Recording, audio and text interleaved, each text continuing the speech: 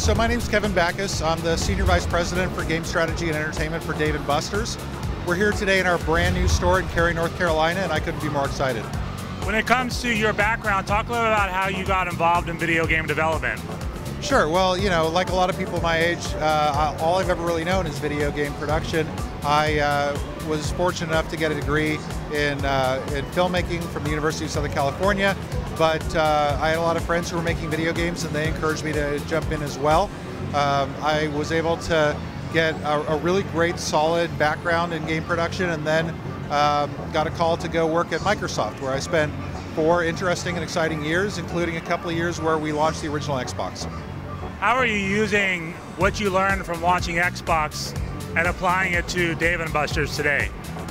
Well, you know, arcades as we knew it growing up are, you know, for all intents and purposes gone.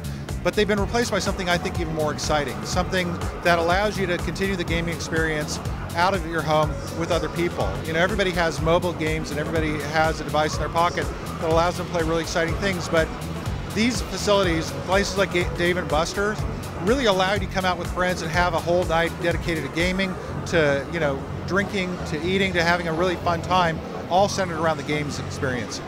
How many of these are there around the country, and give us an idea of how big they are? So this is the 65th Dave & Buster's. We're opening somewhere between 6 and 10 a year now, so we're on a pretty fast pace to expand over the next few years. You know, this one is actually one of our smaller locations, about 27,000 square feet, but we have some that are 40,000 square feet or more, and it's really exciting to see, you know, the variety of games, the number of people that are all having a fun time, the different types of experiences people have when they're in a Dave & Buster's. Can you talk about some of those specific different types of video game and gaming experiences here? So one of the most interesting things that I've learned since joining Dave & Buster's is how rapidly people have really kind of coalesced their game experience around what the industry calls redemption games. These are games that allow you to win tickets you can go and redeem, hence the name, for prizes, anything from shot glasses or t-shirts, all the way up to iPads and Xboxes and PlayStations. So those are very, very popular games. Our most popular game is a game called Big Bass Wheel. Big Bass Wheel is a very simple game, a very quick game, but a really addictive and fun game that allows you to win a lot of tickets in a very short amount of time.